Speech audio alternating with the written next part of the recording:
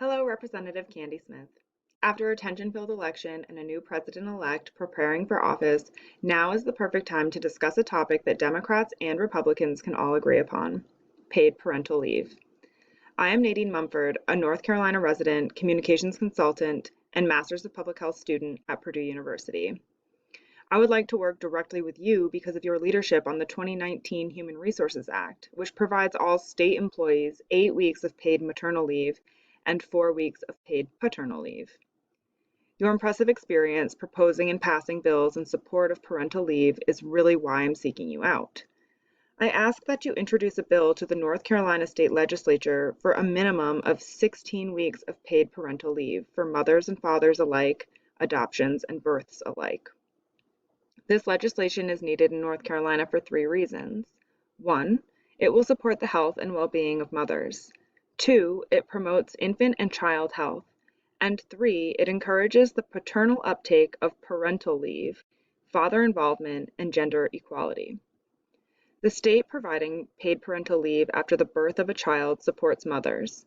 Studies have found that access to paid family leave has led to a 28% decrease in mental health symptoms postpartum and a 38% decrease in postpartum distress. The study found even larger reductions in these symptoms in populations that typically lack access to paid family leave, like young and single mothers. Furthermore, access to paid leave improves maternal separation anxiety, which means more mothers are more likely to be employed 10 months postpartum. Finally, providing a growing family with financial resources reduces the financial burden of parenthood and especially improves the financial well-being of disadvantaged groups like single mothers, minority families, or parents with less education. This policy does not benefit mothers only, though. Paid parental leave promotes healthy child development and improves the overall well-being of infants. Studies in 16 European countries have found that more generous family leave pay reduces low birth weight infants, infant mortality, and child deaths.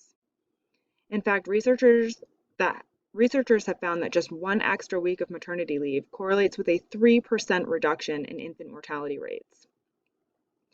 A study in France found that longer maternity leaves and returning to work on a part-time basis at first increases the likelihood that mothers breastfeed their babies for a minimum of 6 months.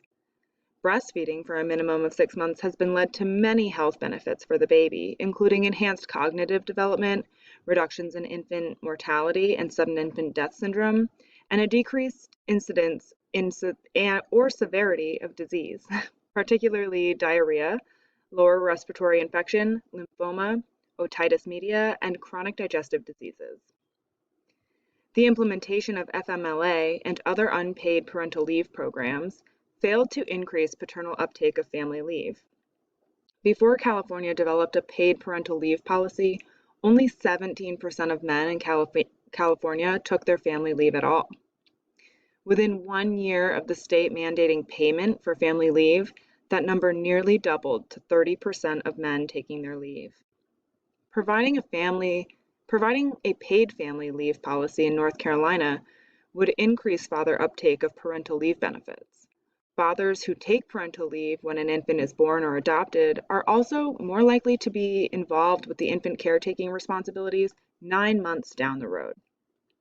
They naturally become more involved in the lives of their children as they grow up, which is good for the child. A father's involvement with his children has been proven to lead to increased cognitive performance and overall productivity in children. As families increasingly rely on 2 incomes for financial stability, caregiving responsibilities remain primarily with women. Paid parental leave for mothers and fathers enhances the father's role in the family, encourages paternal involvement, and splits caregiving responsibilities outside of traditional gender roles. Therefore, a mandated paid parental leave policy in North Carolina supports gender equality. Now, how do we fund this kind of program? Where do we get the money?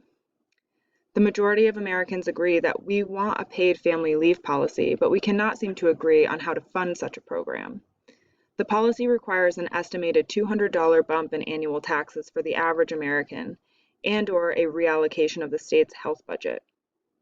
However, after a few years of implementation, there should be a significant drop in maternal health issues and infant morbidity and mortality rates.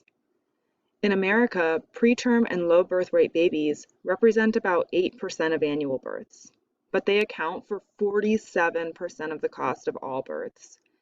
Because paid parental leave significantly decreases preterm and low birth weight babies, this policy would likely save the state money.